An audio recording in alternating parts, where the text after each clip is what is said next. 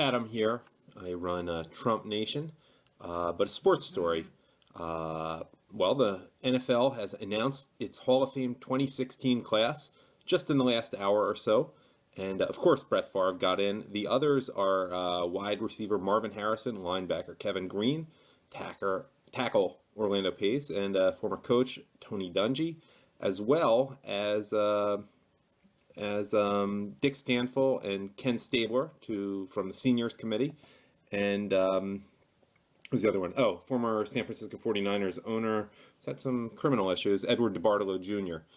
However, the story for me, I'm a Philadelphia Eagles fan, is T.O. Terrell Owens did not get in his first year of eligibility. He inevitably will, but it's kind of outrageous to me that he didn't. His numbers pretty much make him clear as the second best receiver, if not necessarily maybe Randy Moss's, but probably the second best receiver of all time, stats-wise. It's kind of outrageous to me. And we at Trump Nation may know he has endorsed Donald Trump early. Good taste there.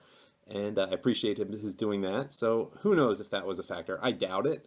The one good thing is probably a long shot here. It may set him up to get in next year. And if the votes go as I hope, with my bias as a Philadelphia Eagles fan, perhaps Brian Dawkins will get in there next year in his first year of eligibility.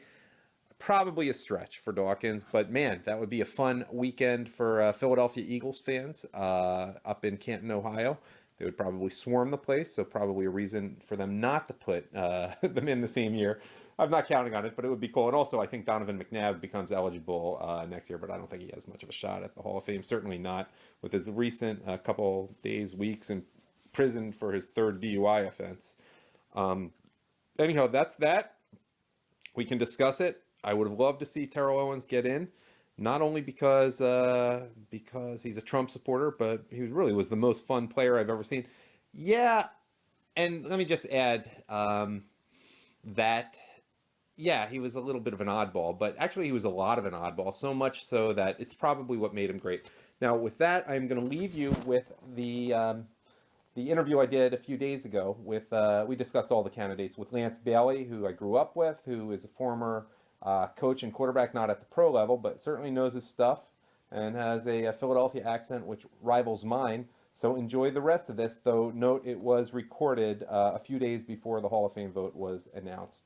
Okay, and enjoy the Super Bowl. Lance Bailey, thanks for joining me.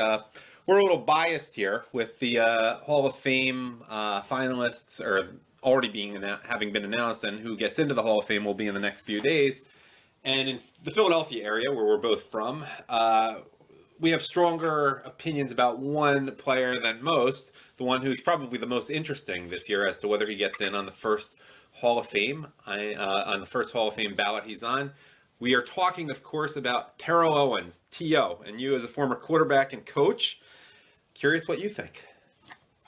To be honest with you, Adam, when you sent me that text a little while ago, my first reaction was no. But then I got online and looked at his career, and I did not realize that he played 15 years in the NFL. Now I looked at his statistics, and he probably averaged over 13 yards a reception over those 15 years, and close to 1,000 yards, if not 1,000 yards, for those 15 years. So I quickly flip-flopped. Yeah. And within the last 15, 20 minutes, and I would say, yes, he's definitely. Well, let me review. I'm at NFL.com, their article about it. And you just have to look at his career receiving categories. He's 6th all-time in catches, 2nd all-time in receiving yards behind only Jerry Rice, and 3rd all-time of touchdown receptions. So at a certain point, when you rank that high, how do you not get in? I mean, obviously. I think when you just say those numbers right there, I think it's got to be a given. Well, we have again, Again, I didn't think it was 15 years that he played until let's just look that up a few minutes ago. Yeah, he came in, he played until he was in his late 30s, and, in football, unlike baseball, you pretty much always get in sometime between 21 and 23, 24. And, that's that. I mean, there's some, some people say some things about his characters, which are quickly addressed by Two things. One, he never got in any trouble off the field, which is more than you. When you see guys like Warren Sapp and some of the guys who've done worse in the Hall of Fame, that's the argument. He was a pain in the butt, but he's not the first wide receiver. And then when you say he was a little crazy, you almost say, well, no, he wasn't a little crazy. He was nuts. But that's also why he was perhaps the player that he was. I mean, it's the stories about him. I remember reading his autobiography. He'd get up in the middle of the night and work out in college. I mean, he was driven in a way nutty people sometimes are. I agree. If you go back and look at what his life was like growing up, you can almost make an excuse for some of his behavior. Yeah. But off the field issues, he, like you said, he never was in trouble with the law. He never did things like that. He wasn't, caught with marijuana in the car or anything like that, which you with what you see with today's athletes, that seems to be prevalent. Yeah. When you look at that whole thing and look at his statistics, why shouldn't he be inducted? And the interesting character issue is there's another receiver who was quiet. You never heard about anything on the field, who's the other leading wide receiver candidate to get in. That's finalist Marvin Harrison. And he has a bigger character problem. I think he was involved in someone getting shot and was it killed too? Right, yeah. He was investigated for a murder in Philadelphia. Yeah. Yep, and Terrell Owens never had that issue. Yeah. The other thing with T.O., I'm thinking the childhood bringing up, the way his childhood's brought up, the way he found out who his sister was. Do you know that story? Pardon me, Adam? Do you know the story about how he figured out who his sister was? No, I did not hear that story. Oh, this will traumatize anyone. When he was like 11 or 12, he started flirting with some girl down the street, and his mom said, "Terrell, you can't talk to that girl that way." "Why not, Mom?" Really? "Because it's your sister." That's how we found out who his father was. Wow. Yeah. And So that's going to have a profound effect on him. yeah, that'll give a little bit to anyone. That way. Right. He may have been a locker room issue from time to time. Oh, clearly he was. But in Philadelphia, he was.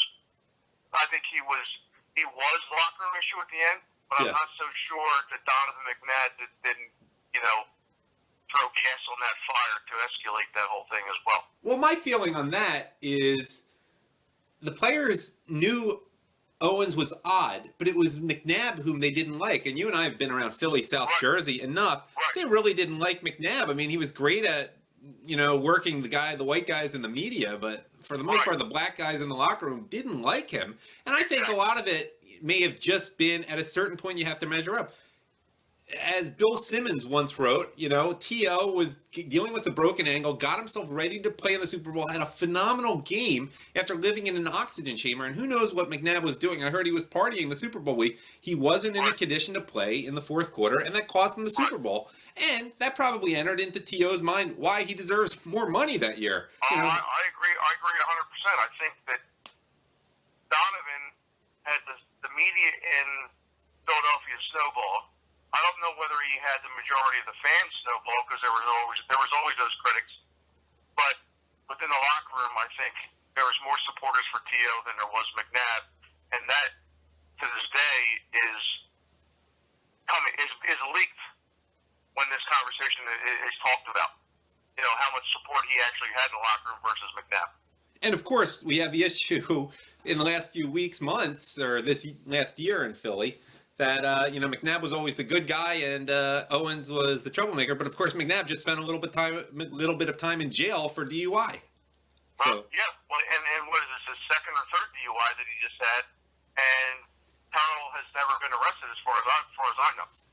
And I don't get why a guy who makes as much money as McNabb has over the course of his career would ever be caught for DUI. You hire a driver. I mean, you have Uber. There's no excuse for DUI. There's no excuse. You might get in a fight with your girlfriend, but when you have that much money, When it comes to that, there's absolutely no excuse. And for the reasons you said, all the money that they make, you pay someone to take you where you need to go.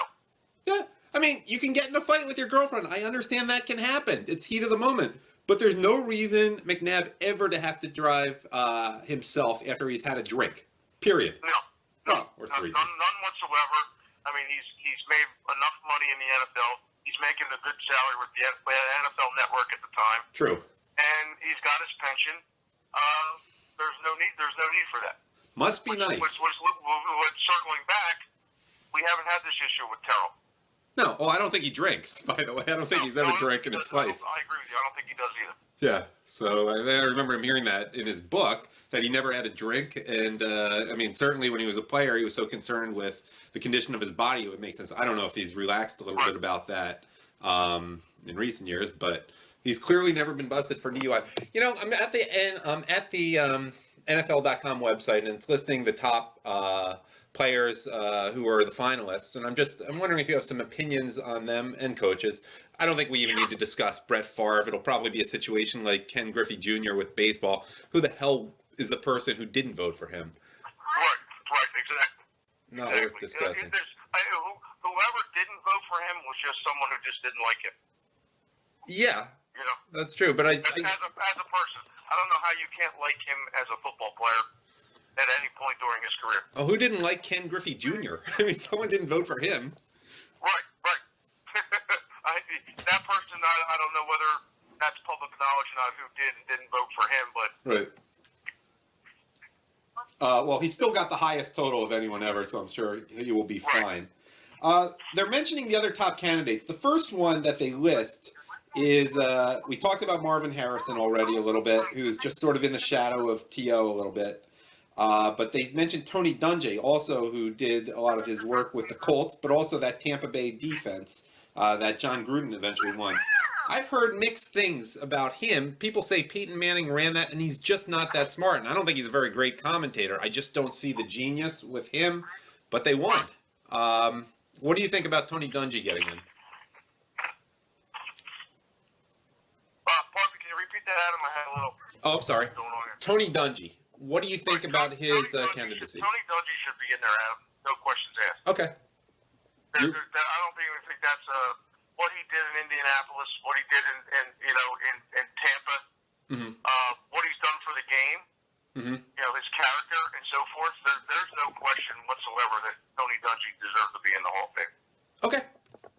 Just asking. Okay, then we have a couple Rams that they list as a top candidate. I guess the LA Rams now. Kevin Green, Orlando Pace, and Kurt Warner.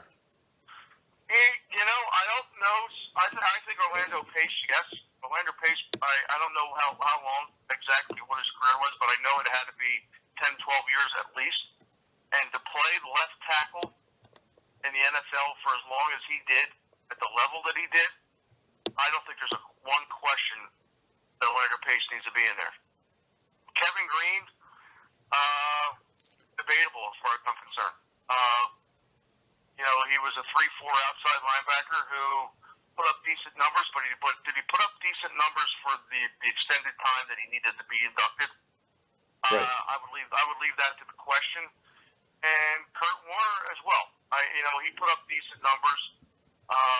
He won one Super Bowl, but again, did he play? Off the top of my head, did he play 12, 14 years like Brett Favre and clearly not. Peyton Manning did? No. So I don't know whether his numbers are going to stack up to the other guys that are going to get in and that aren't. Well, they don't. I mean, but he was spectacular those couple of years that he was spectacular. It's almost like a Sandy Koufax analogy in baseball, Right. But we can all be spectacular for a period of time. Does that mean we all should be inducted into a certain Hall of Fame or not? Well, there are very few examples you can come up with like that. Right.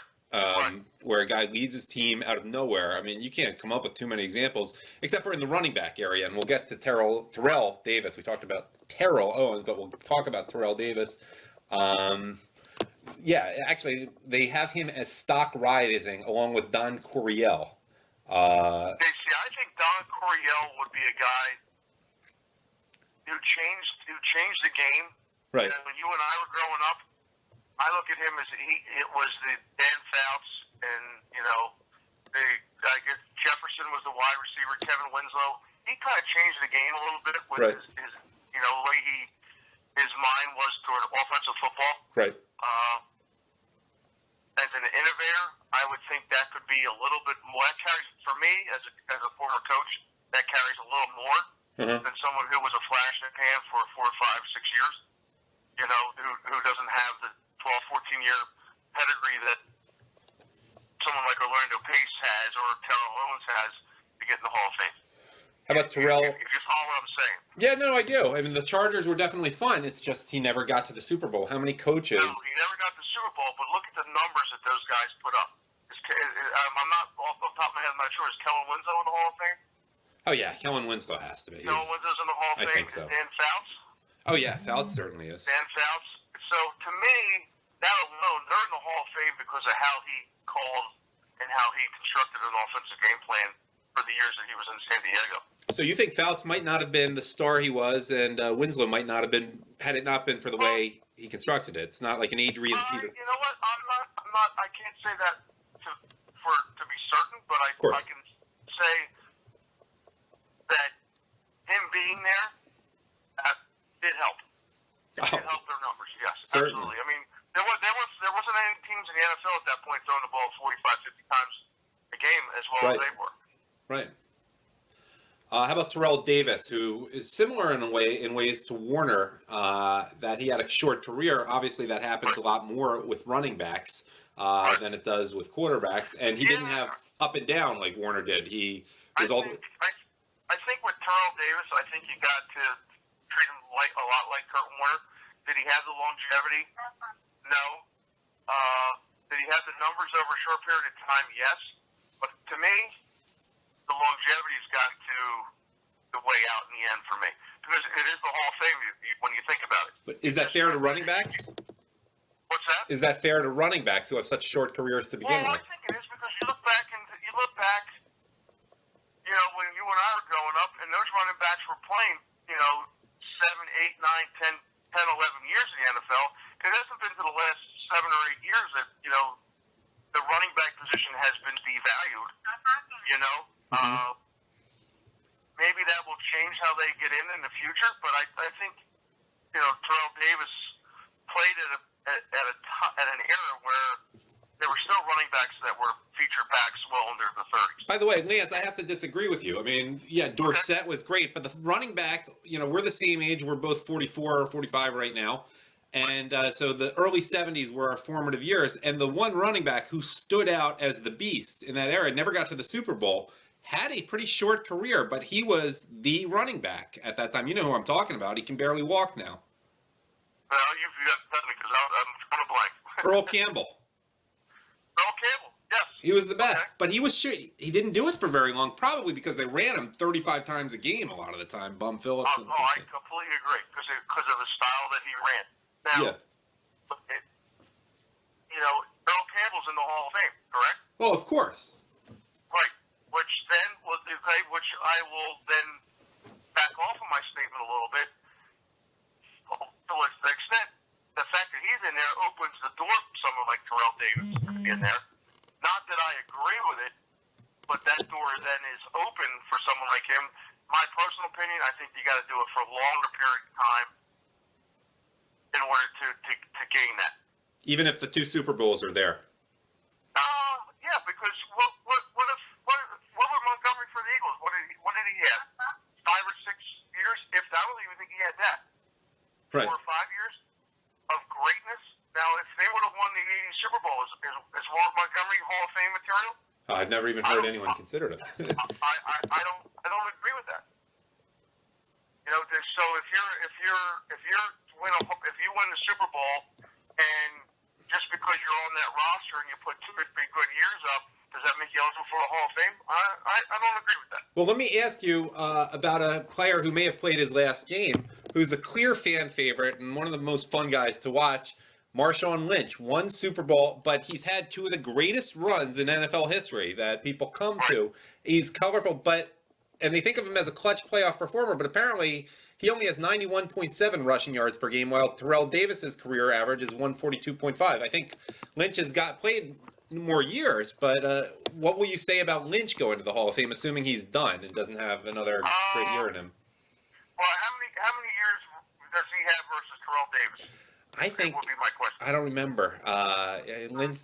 Davis really was only 4 or 5. I think Lynch has been in the league. I mean, he's been a star since he was with the Bills, 2-3 years, and then Right. it was 9 where he had the beastquake. With the Bills. So he's been with the Seahawks now 7 years, and I think he's been in the league 9. 9. Yeah, so to me, you're pushing.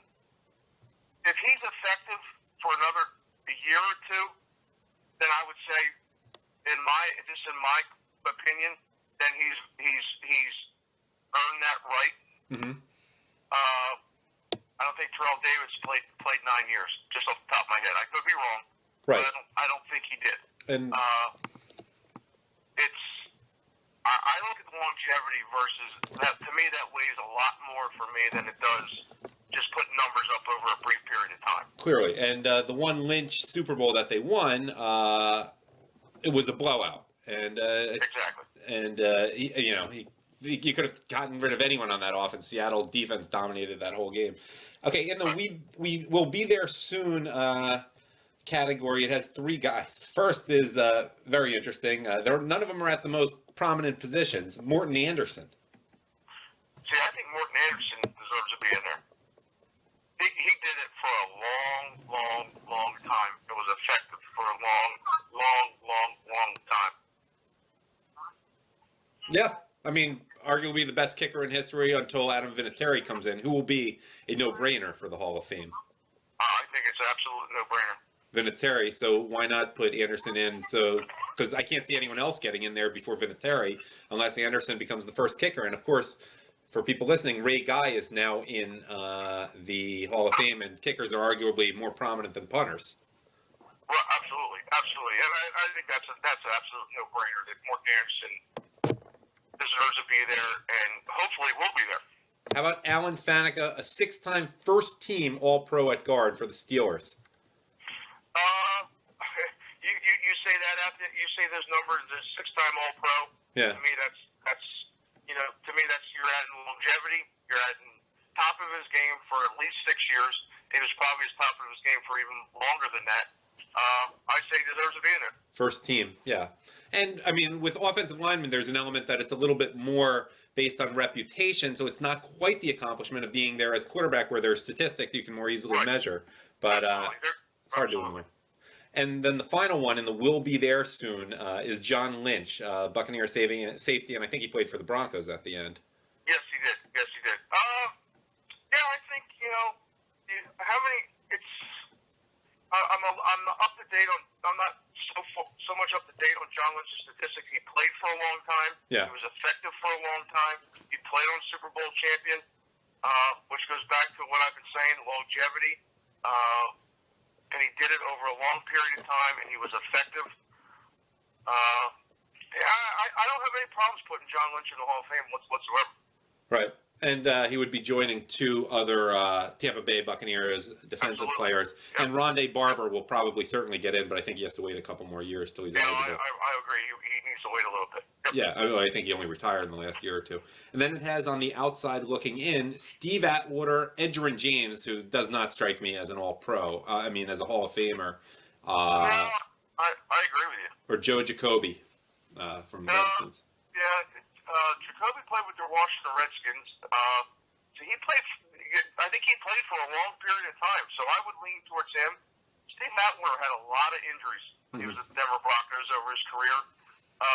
The years he played versus games he played, I think would be something to look at. But I don't look at Steve Atwater. When you say Steve Atwater, I don't look at him as a Hall of Famer whatsoever. But Joe Jacoby, I can remember him, with John Riggins and the Hogs. He was a stalwart for a number of years down in D.C. with the Redskins. And I think they won at least 1, maybe 2 Super Bowls with him down there. Yeah, I think it would have been the 87 season one and the 82 season. I don't think he was around for the 91. Oh, hold on. I'll look that up. Just looking, Steve Atwater, what years he was active. It was he was on the 97 and 98 champion teams for the Broncos, which really weren't because of their defense so much as more the offense. Joe Jacoby, I'm just looking up right now. How many was he on? He came in the league 81. No, he was on all 3 Washington Super Bowl teams. Yeah. 93. So 3. And and that's probably over a decade too, correct? Yeah. and he's like the first guy you think of, like Russ Grimm and Mark May as the Hogs. And then finally, it mentions the old timers who might get in. And Dick Stanfill, who was just before our time, I don't know much about him, one of the Lions. No, I do not either. And Ken Stabler is intriguing, the late Ken Stabler. He died in the last year. In fact, in the news this week because of the potential concussion issues that they're talking about, but no one can really prove. What's your thought on Stabler? Was he in the Bob Greasy category? I think he's part of that era with John Madden and the Raiders of the 70s where they were so dominant and he was the quarterback of that team. But I don't know whether he threw up the numbers. He definitely won. Well, remember LaMonica in the early 70s, Stabler was not their starting quarterback. Right. So I think it goes back to, and I'm just saying this off the top of my head without looking at statistics and stuff, back to longevity. How long was he actually an effective quarterback in the NFL? Was it 10 years? That I'm not sure. If it's 5 or 6 years, then I have my doubts. Yeah, well, I mean, he would have gotten in by now, and this probably would be the only year he's going to get in because he passed away in the last year. It's just, Greasy got in without necessarily being that great, but undefeated team, and it was 2 years in a row as opposed to 1 year winning the Super Bowl. In fact, the Raiders were only in the Super Bowl once in the 70s. Yeah, I agree. Yep. As opposed to a Bradshaw, who won 4 Super Bowls. And I guess Tarkenton was in a lot of Super Bowls, never won it for that era, and that was before the statistics really boomed. All right, finally, Lance, while I have you on, any predictions for the Super Bowl? I think it's Carolina's to lose, to be honest with you. I think Denver's got to play a perfect game. Mm-hmm. I don't think if they get behind, early, Peyton can bring them back. I mean, the Peyton from 10 years ago could, but the Peyton of this year and the last 3 or 4 years, I don't know if it's possible. I think Denver's defense absolutely has to play a spectacular game. They're capable of it. We've seen that. They were the number one in football. They were the top defense in football. But I think just watching Carolina, there's just something going on down there. There's some mojo going on that, we've all seen it in athletics. I don't know if that can be stopped at this point. Right. And, it's just my gut thinking it's Carolina, and my gut thinking if Denver doesn't keep it close in the first quarter and a half, we could be looking at a blowout. That's just my gut. Well, we'll see soon if they're like similar recent mojo teams, which would be Seattle 2 years ago, which did bring it to the Super Bowl, but they could be like the 2007 Patriots at the same time and, get beaten by a team with a hot defense. We will see. Lance Bailey, thank you for joining me right now. I'm going to put this up on YouTube on one of my channels, and it's always good to talk to you. No problem, man. I'll talk to you later.